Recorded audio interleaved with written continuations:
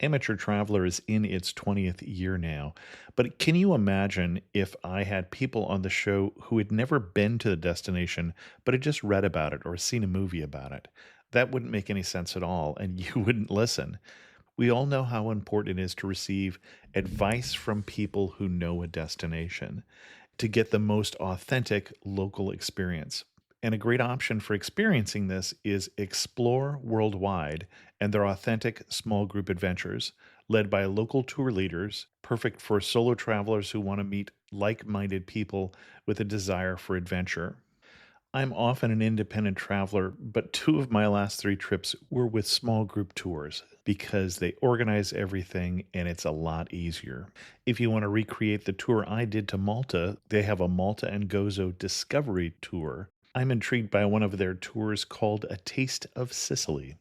The company again is Explore Worldwide, and visit exploreworldwide.com to learn more. And thanks to Explore Worldwide for sponsoring this episode of Amateur Traveler. The nights are long, the days are short, and the weather is chilly to downright cold, depending on where you are. It's a good time to slip into a Quince iconic Mongolian cashmere sweaters, which start at only $50. You can treat yourself to everyday luxury at an affordable price with Quince. If you really want to dive into luxury, you can check out their leather handbags, washable silk shirts, and European linen sheet sets. Whatever you're looking for at Quince, all the prices are 50 to 80% less than similar brands, and they do that by partnering directly with top factories and cutting out the middleman. They only work with factories that use safe, ethical, and responsible manufacturing processes. And of course, they use premium fabrics and finishes for that luxury feel in every piece. But you've already heard me rave about my Quince travel pants. Treat yourself this winter without the luxury price tag. Go to quince.com/traveler for 365-day returns plus free shipping on your order. That's QUINCE.com/traveler to get free shipping and 365-day returns. Quince.com/traveler. And thanks to Quince for sponsoring this episode of Amateur Traveler. Hi, this is Chris from Amateur Traveler. Have you ever had deja vu? Well, you might get it again because this is a replay episode because I am in Africa as this episode goes out with some of the listeners of the show. If you're interested in joining me on the next trip, go to amateurtraveler.com/trips. I got my bags packed on a roll. I'm heading out there and I'm ready to go. I'm looking real good in my passport photo. Amateur Traveler, episode 552. Today, the Amateur Traveler talks about ducal palaces, ancient churches and theaters and universities, as well as star-crossed lovers, as we go to northern Italy, to the cities of Mantua, Padua, and Verona. Welcome to the Amateur Traveler. I'm your host, Chris Christensen. Let's talk about northern Italy. I'd like to welcome to the show Gina Mussio, who blogs about Italy at ginamussio.com. And there'll be a link in your show notes in case you don't know how to spell Mussio. That's Mussio. Gina, welcome to the show. Thanks for having me. I'm excited. Gina blogs about Italy, so oddly enough, we're going to talk about Italy. So we're going to talk, actually, Gina pitched me some destinations in between Milan and Venice. So in that great trip where you fly into Milan and you're heading off to Venice, we're going to tell you what to do in between. Where to begin? Yeah, absolutely. So first, you're in Italy, actually. Yeah, I am. I live here. I live near to Milan, and I'm able to explore a lot this area. And what brought you to Italy, besides the plane? Well, I came to study the language, and I stayed because I married an Italian. There's usually a story like that involved. Mm-hmm. It's a classic. And you pitched me this particular region of Italy. Why are we going here? I think that when people focus on the smaller towns of Italy, they often focus on the smaller towns of Tuscany, which are incredible. But living in Lombardy, I've been able to explore a lot of the small towns here and in this region, let's say, like we said, from Milan to Venice. I wanted to show people that they are worth a visit also. And some of them are just as beautiful and just as historic and have just as delicious food as the hill towns of Tuscany. Excellent. And what kind of itinerary do you recommend? If you have a week, and we're not going to include neither Milan or Venice in that week, we're going to pretend that you have more time for those cities. I think a route from Milan to Venice, stopping in Mantua, Verona, and Padua along the way are perfect points to stop at. That's the order that you're going in, or in reverse if you're coming from Venice. Okay. And I should say, I had somebody comment to me about a recent episode they felt like we were rushing something because they were trying to fit into a week. That's a constraint that comes from me. So we're not going to blame Gina for that. She's cheating a little bit by carving out Milan and Venice as separate places, but it's absolutely worth it. We've done separate shows on both Milan and on Venice and the Veneto. So let's hit your itinerary. Where are we going first? Our first stop is Mantua. It's had a hit in popularity. Last year, in 2016, it was the European Capital of Culture. And this year, it's declared the European Capital of Gastronomy, which is actually my favorite reason to go there. It's along the way, a little bit underneath Verona. It's actually quite near to Verona, which makes our second stop easy. But Mantua is this wonderful little town in the fields of Lombardy. It's actually the only of these three towns still in Lombardy. The other two are in Veneto. It has a ton of history. It's actually the hometown of the poet Virgil. Vivaldi, the composer, lived there. It was where Romeo was exiled to in Romeo and Juliet. Mm-hmm. So it has a lot of references in Italian history and culture in its history, personally. It's actually been made such an interesting city, I think, by the Gonzaga family, which is basically Mantua's Medici family, if anyone knows anything about Florence history. Mm-hmm. They were big and powerful and very, very rich, and a lot of the things to see are the things that they brought or built in Mantua. And you mentioned that we're going to contrast this with the hill towns of Tuscany. This is not a hill town. No, actually, it's quite flat, and its geography is really important. It's also important for that gastronomy title because it is basically built on the convergence point of three lakes. These lakes are created by the Mincio River, which is a tributary of the Po. The Po River runs across the entire region. And all of that to say that it sits on these lakes, and a lot of its food comes from that. So freshwater fish, frogs, and water-intensive agriculture. So rice, pumpkins, when you have a lot of fields and open fields. These are the things that you'll find there in the restaurants. And the Po River Valley being one of the early places that was settled in Italy and also one of the most fertile places in Italy. Yeah, and it still is very fertile. Visitors can kind of take part in the geography a little bit more by taking boat tours up and down the river and kind of around the city. There are different options there. And also bike tours, which I've never done but heavily recommend because they say it's spectacular. You can rent a bike and basically go all around the city, on the outskirts of the city, following the river path. Well, and that should be really beautiful. And we did an episode about biking in Tuscany a long time ago, but honestly, the Po River Valley is more my speed, a large flatland for bicycling. Yes, exactly. It's flat. I mean, you can do almost as many kilometers as you want, as many miles as you want, but I would say, for example, this is very family friendly. Also, it's not for hardcore cyclists. You can do short distances, and like you said, it's flat. We'll send them off to Tuscany. Yeah. So what are we doing in Mantua? Well, you can start in Piazza Sordello, which is one of the principal piazzas of the city, if not the main piazza. And there you'll have the Duomo, the town. Exactly, the town's cathedral. And Palazzo Ducale, which is the royal palace of the Gonzaga family. It is a behemoth palace. It has more than 500 rooms. Oh my. And they say it's something like 7 football fields big. You can spend an entire day in there, but you probably won't want to. A lot of the rooms are empty, and you just kind of gape at the opulence and how beautiful it is.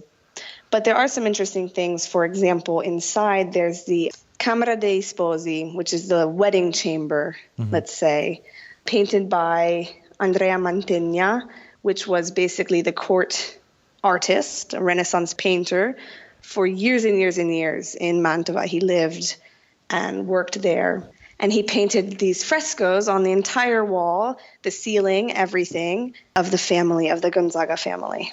We're doing this all on a tour, I'm assuming. You can do it on a tour or not. Oh, you can do it independently. Okay. Yeah, you can do it independently. I think you'll get a lot more out of it if you do a tour. Okay. For sure, unless you really research it beforehand. Okay. And on the outskirts of the city, but be careful, it's completely within walking distance. It's not so far. The city's not so big, but they call it the suburbs of the city. There's Palazzo Te, which is another Gonzaga family palace. It was originally actually their stables because it was originally in the countryside. And they converted it to house special guests and royal guests and use it as office space. That is also really beautiful because you can find other frescoes there. For example, the Camera dei Giganti, which is the Room of the Giants. And there you see floor-to-ceiling frescoes of the giants who were thrown out of Olympia after they tried to overtake Zeus. And it's quite powerful. My impression, just from pictures, and I haven't been there in person, is this is something akin to what you would have in the Sistine Chapel, that kind of effect of art everywhere, except possibly without bodies everywhere. Yes, absolutely. I mean, floor to ceiling, but also on the ceilings, not insignificant frescoes. These are made by, like I said, Mantegna, which is a very important Renaissance painter. Actually, his Lamentation over the Dead Christ is in a museum in Milan, and it's very famous for its unique angle of Christ as a corpse when he was dead. Yeah, exactly. And you will most likely enjoy it with very few other people. It depends on when you go. Obviously, August will be a bit more crowded, but in general, you won't have to worry about fighting the crowds. Okay. Besides that, there's a Teatro Bibbiena, or the Bibbiena Theater. It's entirely made out of wood, and it's a beautiful theater, just simply to visit. But it's also significant because they say that it was kind of Mozart's debut. As a 13 or 14-year-old, he played in that theater, and him and his father are quoted discussing how beautiful it is. In all my life, I've never seen more beautiful of its kind. Exactly. Wow, you're very prepared. Obviously, there are a lot of churches to visit, as in all Italian towns. I really like the Rotonda because now it's a deconsecrated church, and they actually sometimes have little shops and other things in it. But it's very particular. It's round, and it's filled with frescoes from the Byzantine era. So it's a little bit different. It's also Mantua's oldest church. Okay, yeah, I see it dates from the late 11th century, so that is pretty old. Brick. Yeah. So those are the major sites that you're going to see. If you have the desire for a slight day trip, just outside of the city is the Sabbionetta. It is considered the ideal Renaissance town. It was made by one of the many Gonzagas as a fortified city. And because it was created basically from the ground up and not built on top of another town, he was able to create it exactly how he wanted it in his ideal image of what a Renaissance city would be. That, with Mantua's city center, is a UNESCO World Heritage Site. Excellent. You kind of buried the lead there. We usually talk about that in the first part, that we're taking you to some UNESCO World Heritage Sites, but excellent. I think besides that, we want to spend our time eating. I think Mantua has absolutely incredible local cuisine. It's very specific to the city that everyone absolutely has to try. When in Mantua, you should eat at an osteria. An osteria is a place that serves wine and simple food, but now it has grown to focus a little bit more on the food and a little bit less on the wine. Originally, you would basically only go for wine with little snacks. Now they'll have real meals, but the menus are still quite short with an emphasis on local ingredients. This is your typical mom and pop place. Do you have a favorite osteria in Mantua? I do, actually. I haven't eaten at all of them, but we went to one that was incredible, friendly, painted with bright yellow walls. We spent 2.5 hours there, and it's called the Antica Osteria ai Renari. I think the translation is fishermen of frogs, like frog Oh, okay. catchers. So actually one of their specialties are frog legs, which is a classic in Mantua also. If you want the frog legs, I suggest you get there earlier because we did a late lunch and they were all sold out for the day. Okay. But there you can find all the other Mantovan classics. So pumpkin tortelli or tortelli alla zucca. These are little raviolis, little tortelli filled with pumpkin and all the special ingredients, obviously. Or risotto alla pilota, which is a special kind of risotto or rice for this region. And it has sausage in it, usually. And here in Mantova, as well as Verona, where we will go to next, you can get a lot of game or something even more kind of particular. You can eat donkey or horse. Okay. Yeah, so you can get a brasato or a stufato, which is a way to say meat cooked for hours and hours and hours and hours of either donkey or horse, if you're interested. Tends to be something more popular in Europe than in the U.S., I would have to say. I agree. The horse has a very strong flavor. If you want to try without jumping out too far, I would suggest the donkey. It's something a little bit more normal. Okay. There is in September a festival of literature. You have to book in advance if you want to go, but they do 5 days of readings and book signings and discussions and all things literature. Italian? In Mantova. Predominantly in Italian, but they will for sure have also English options. The website is in both languages, so I assume that they do both.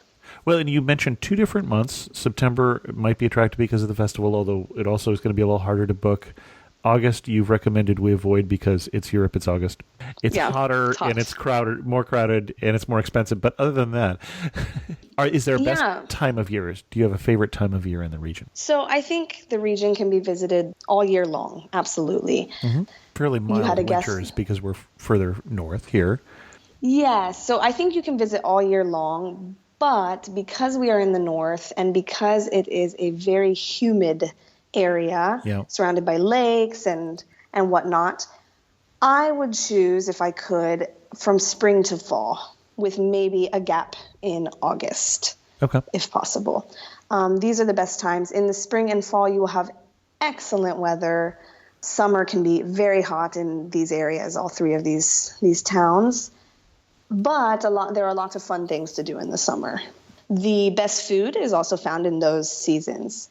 So in Mantova, the best pumpkin tortelli will be in autumn, obviously. Sure.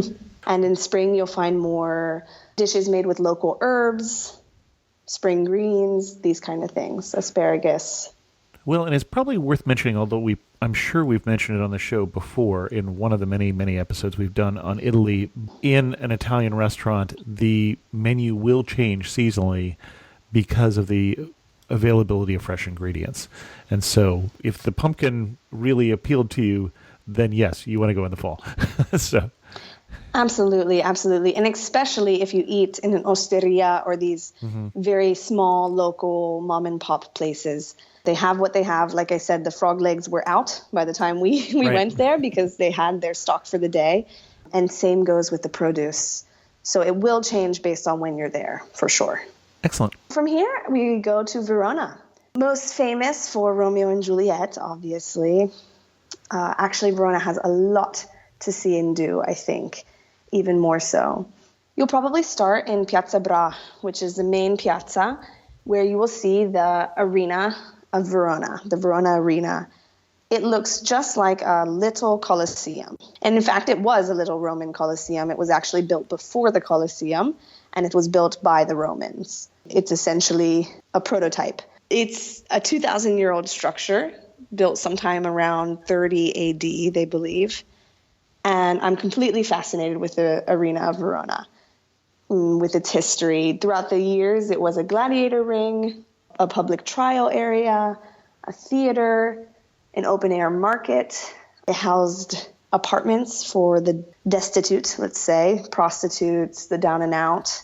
It was sacked and raided in the Middle Ages for its materials, and now it serves as an amphitheater for opera performances. Huh. And this is why I suggest the summer. The summer is hot, especially in Verona. It seems to hold heat. But every summer they have their summer festival season, and they hold operas in the Verona Arena. This is really particular because it is not closed. So you are outside, open air arena, and the performers sing without microphones. Wow.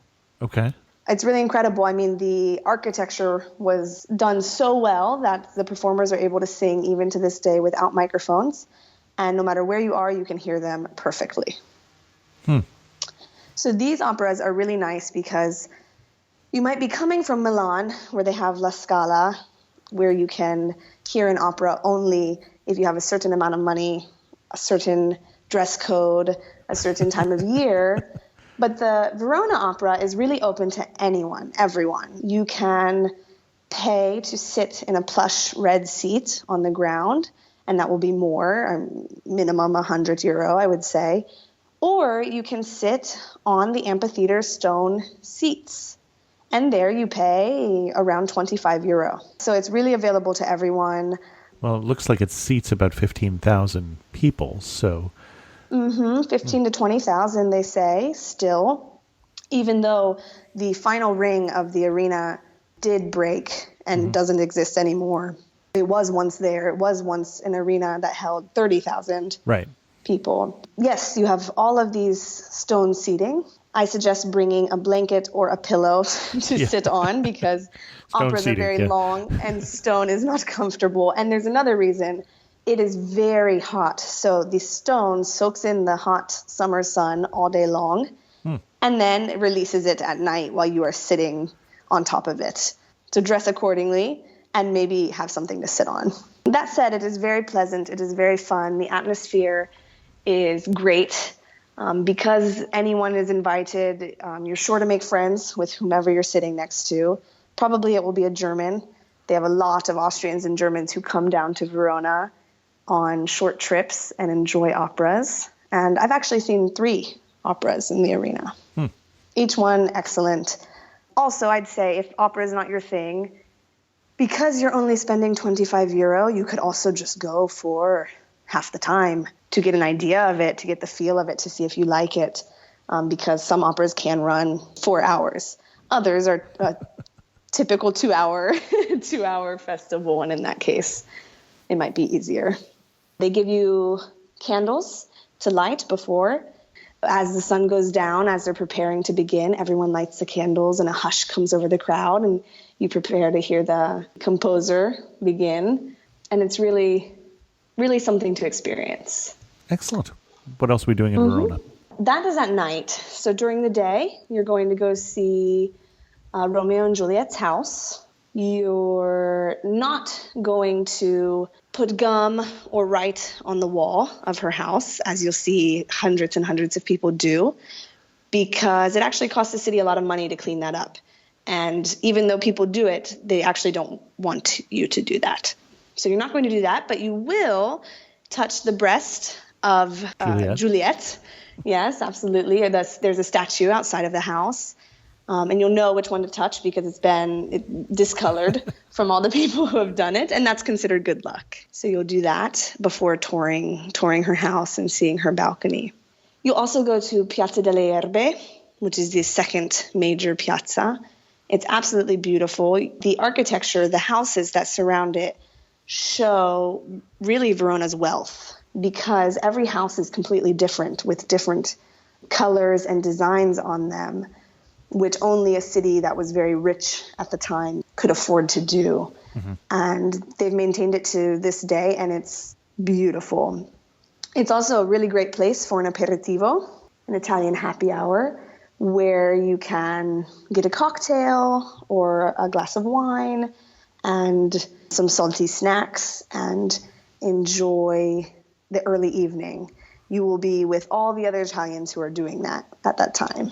I should say that we have talked about Verona too on another episode that talked about Venice and the Veneto. So if you're looking for a picture of what we're talking about here and don't have the iTunes enhanced version where you're seeing one right now, you can go look at back to episode 182. Perfect. One thing that is particular with Piazza delle Erbe is that you will see hanging a very large bone, and they say it's a whale bone, and it's hanging there. Supposedly it will fall, I believe, if the right person walks under it. Sounds like the wrong person walks under it, but Yeah. I don't know. Maybe I shouldn't have said that until I researched it, because it's been a while. But it's this very, very large bone hanging up, so you can try to search for that on a sort of scavenger hunt while you're in the city. Verona is also a really good place to shop if you want to do that. They have beautiful shops. I usually just go to enjoy the atmosphere. Also, while you're there are many churches to see. Two of the most famous and most beautiful are the San Zeno Basilica and the San Lorenzo Basilica. They're two of the biggest basilicas in the city and a large part of its history. Now, if you're in Verona for a few days and you want to explore, maybe you have a car, you can take a day trip to Lake Garda, which is nearby. The Garda Lake is a huge lake in northern Italy. It's very important, and it's very beautiful, absolutely beautiful, especially if it's a nice day. So you can drive maybe 30 minutes to the lake, and all of the towns around the lake are really gorgeous. I really like Sirmione, but it depends on how far you want to drive. Okay, so I had to look up the bone. According to legend, the whalebone should fall on the first truthful and just person to walk through, but so far the old bone has stayed put. Yes, it's still there. It's absolutely still there. So, and the origin is debated. Done it may have been brought back by soldiers. It may have been brought back by crusaders. They don't remember what the story is. Interesting. And doesn't speak well for the truthfulness of the people in Verona, I have to say. No, nor for the tourists who go, because I've walked under the bone many times. It's never fallen. So there's that. So another interesting thing about Verona is now we're in Veneto. We're officially in the Veneto region. Mantua is in Lombardy and Verona is in Veneto. And it shows you just how different the Veneto cuisine is based on where you are. So whereas in Venice, you will get fish, obviously, a lot of seafood. In Verona, you will get heavier meat-based meals. And this is actually where I would suggest trying the donkey if you are in Verona and you're willing to try it. A donkey ragu will be offered at every restaurant, and I think it's really quite good and also particular. So if you wanted to try that, you can try it in Verona. Okay. Before we leave Verona, I should give a nod here to the other two Shakespeare plays that we didn't talk about, which are also set in Verona, which are obviously Two Gentlemen of Verona. But less obviously, Taming of the Shrew is also set in Verona. Oh, that's right. It's true. Well, this is a Shakespeare-rich area. Yes. Also with Mantua, and I'm sure if you go to the Literature Festival, you'll hear about that also.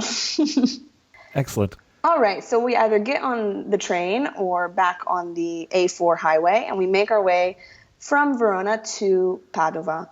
The nice thing about this itinerary is that you're never in transit for long.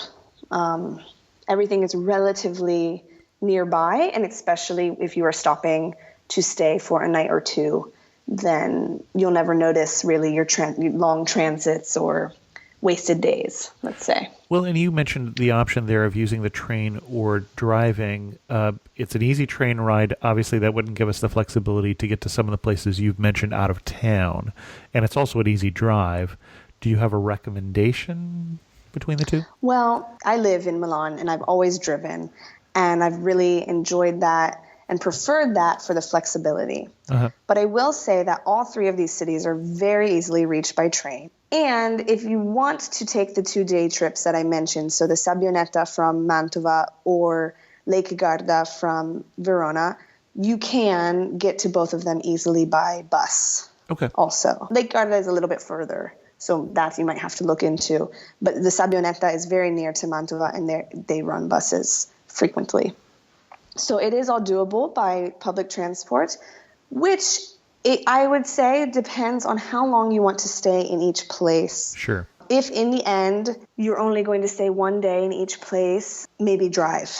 If you stay multiple days, keep in mind that your car will be parked outside of the city. And unless you're sure to get a hotel with parking, you will have to pay for your parking. So keep that in mind when you're looking for B&Bs or hotels. All three of these cities are easily navigable. We're not talking about the center of Milan here. So the driving is quite easy and manageable if that's what you want to do. And that's what I've always done. Okay. So if you go on the highway from Verona to Padua, that's our final stop. Padua is a medieval city in Veneto. We're getting closer to the sea here. You can really see the Venetian Republic's influence on it in the architecture and the richness of the city. It's absolutely beautiful. I think the first stop in town is the main piazza, the number one piazza. It's called Prato delle Valle, Yard of Valleys. Once upon a time, it was covered in grass, and that was why it was called a valley. Then it was not for many, many years, and now it has an island in its center, surrounded by a moat, and the entire island is covered in grass. Okay. Which is very particular for an Italian piazza. They're usually cobblestones and bricks. This is actually the largest piazza or town square in all of Italy and one of the largest in Europe. It's 90,000 square meters. And for us, that's about 22 acres. And it's really beautiful. Here you'll see during the day, different markets selling both food and souvenirs, etc. And at night or non-market days, just the vastness of this piazza, it's definitely worth taking a stroll through. Also, the island in the middle of a piazza is very, very particular. From there, you'll explore the other things that Padua has to offer. For example, the botanical gardens. They say that the Padua Botanical Gardens are the oldest botanical gardens in all of the world, is what I've found. But they're certainly very old in any case. They were started in the 16th centuries, and they're UNESCO World Heritage status. Okay. Started for the university. They originally had medicinal plants and only kind of useful plants. But now the gardens have 7 greenhouses filled with all kinds of plants. And not only that, but very well explained. If you take a stroll through these greenhouses, they have interactive signs and a lot of information. But you can actually do a tour also if you want. Well, and you mentioned the university, the second oldest in Italy and one of the oldest in the world. And I think most people will know the name of at least one lecturer at the University of Padua. Yes, absolutely. One lecturer is Galileo, who worked there supposedly for quite some time. So yes, second oldest university in all of Italy, right? Mm-hmm. From there, you can move on to the San Antonio Basilica. It's absolutely gorgeous. On the inside, it actually reminds me a little bit of Sacro Cuore in Paris because you can walk behind the altar. There's actually chapels and different rooms with relics all behind the altar that you can tour and pray in and visit. And thousands of pilgrims come every year actually to do that. Well, we should say that both the two churches that you mentioned, Romanesque churches, I don't think we mentioned, because they're older. They're built in the 1100s, so they're quite old. Because this is obviously a very old and historic city. So yeah, absolutely. Like I said, it's a medieval city, so older than the other two, older than Mantua, for example, right? And ruled by many different people. And yes, it has a large history. If we move to the Scrovegni Chapel, this is probably the most notable site. Why you want to come here. It is a chapel completed with frescoes from the 14th century by Giotto. So here you'll see the Last Judgment by Giotto, which is this terrible fresco of the devil and fighting, and it's emotional. It is intended to influence you emotionally, yes. Yes, exactly. And it's very well preserved and absolutely beautiful. I should say that if you don't book in advance, you won't see the Scrovegni Chapel. You want to call or book in advance online because this is regulated almost as much as the Last Supper in Milan. Wow. Okay. Yeah, you have actually a climate-controlled chamber where you have to enter for a little bit to clean yourself of any bacteria, I suppose. And then you actually only have 15 minutes to view the frescoes. And it's all done in an effort to preserve the frescoes. So from there, I would go to stroll through the other three major piazzas of Padua. That's Piazza delle Erbe, Piazza della Frutta or dei Frutti, and Piazza dei Signori. So that's Piazza of the Men. I assume women are now allowed. Piazza of the Fruit, so that's going to be a market, and Piazza del Erbe, and I don't know what that means. Erbe is like grass. Ah, okay. So probably, or herbs, so probably a spice market. Oh, interesting. Okay. A traditional. And in fact, yes, traditionally. In fact, they all three had major markets in them. And you can still find markets on different days, although I don't believe that they're as separated now as they once were. Okay. And here you'll find all of the town filling the piazzas for the famous aperitivo that I touched on just slightly in Verona. I think any visit to Padua has to have an aperitivo, a happy hour. You can't come to Veneto without getting a spritz. So around anywhere from 6 to 8, honestly, you can sit for a light cocktail or a glass of wine, or I suggest a spritz. And often it's accompanied by some light snacking. But the idea is to relax after a day of work, or relax because it's the weekend, or simply relax because you're in Italy. And in the Veneto, you should get a spritz because it is something you can find throughout all of Italy, but it's local to Veneto. So it was invented here. This is Prosecco, sparkling water, and Aperol, which is like a bitter liqueur. Oh, interesting. Sometimes made also with Campari. Both are red, orangish red. And if they ask you which you'd prefer, I think Aperol is the base, especially in the Veneto. But if they ask you which you prefer, Campari is even more bitter than Aperol. So the Aperol is a little bit easier, I think, going down.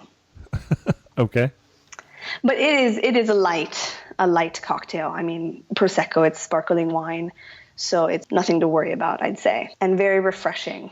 The food of Padua, it's quite similar to Venice's cuisine because it's very near to Venice. I think it's only 25 miles away, actually. But you will notice that you're a little bit further away from the sea. So here you can get the classic cucina povera, or peasant cuisine, poor cuisine. So this is rice and peas, pasta and beans. These are classics because meatless, it is a dish with both carbohydrates and protein. So it was perfect without the expensive meat of the time. In spring, you absolutely have to try the asparagus. It grows all around Padua. So they have both white and green asparagus, and you'll find a lot of dishes with that. Okay. And also radicchio, the bitter red lettuce. That is from Treviso, but Treviso is very near to Padua. And so it's a little bit of both places. As far as second courses, you'll find a lot of wild poultry. So pheasant, hens, these kind of things, and cooked in a variety of ways. And it's quite delicious, actually. What is going to surprise me when I come to these regions? When I think I know Italy, but I'm coming here, is it going to be just very, very familiar? Is there anything that's different about these regions than other places we've talked about in Italy? I think what's surprising is just how much history there is in each of these three cities, despite the fact that they're not particularly big. We made some comparisons with the Tuscan hill towns, which are beautiful and obviously rich in history. But here we have large ruling families that really brought in the best minds and artists of the time to decorate their villas and their palaces, to build magnificent basilicas, to really show off the city. And that's what you'll really find in these three towns, I think, which is why they often deserve more time than we give them, I think. Well, you were talking about the rich history. I'm Googling like crazy while you're talking about places and keeping track of links that I'm going to remember later on and include in the show notes and all those things. And I'm reading through the history, and right now I'm in the middle of a book on the history of the Middle Ages, and so many of the names that I've been reading about had some influence in one of these towns. This is the place where the Ostrogoths had this battle, or Padua was basically sacked by Attila the Hun in 450, or all of these names that I have just been reading about were crisscrossing this region around the time of the Middle Ages. So even before the Renaissance period, which is what you're talking about, even before when things settled down a bit and people got a chance to do some art, there were all sorts of interesting things going on in this region, center of both the Lombardic kingdoms as well as the Ostrogoths coming in, and the Huns and all of these other peoples that we don't necessarily think of when we think of Italy. So yes, and being in northern Italy, it was ruled by a lot of different cultures.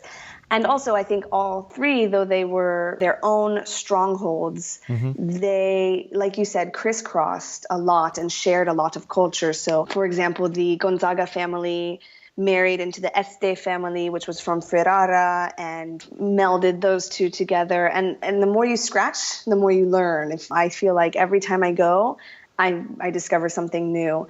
That's really how I felt with the Verona Arena. The first time I went, I simply went and enjoyed an opera, and that was that. But after I began to research more and more and more and realize that Verona was a Roman stronghold long before they had any other places in northern Italy. It was one of their first fortresses. And Padua even predates that. It's possibly the oldest town in northern Italy, founded around, I'm seeing a date here of around 1183 BC. By a Trojan prince who's basically fleeing from the Fall of Troy. So there really is some incredibly rich history in the region.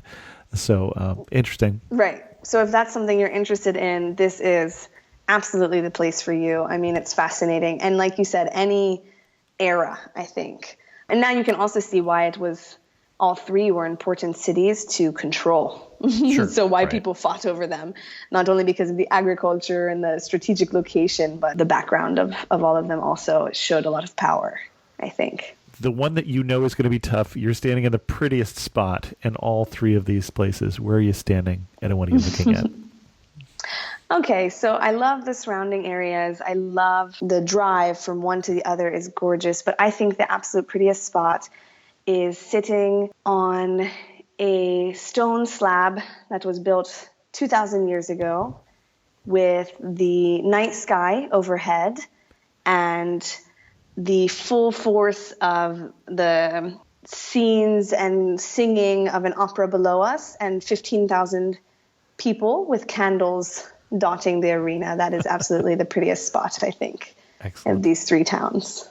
One thing that makes you laugh and say only in these towns in northern Italy? Visiting Palazzo Ducale in Mantua. We had visited after lunch, so post many bottles of wine. And my friend took it upon himself to slap on either side of the face of a statue with his hands, let's say, to grab the cheeks of this statue. He's Italian, by the way, not a touristic problem. And the guard immediately stopped him, obviously. But instead of yelling or kicking us out, we instantly began to talk about food and the guard's favorite place to eat and where we should go and the entire history of Mantuan food. And we left friends. So even though I don't recommend touching the statues, it turned out good for us. I'd say only in Italy are they jovial enough to do that. That is not where I thought that conversation would go. Finish this thought. You really know you're in Padua, Verona, Mantua, when what?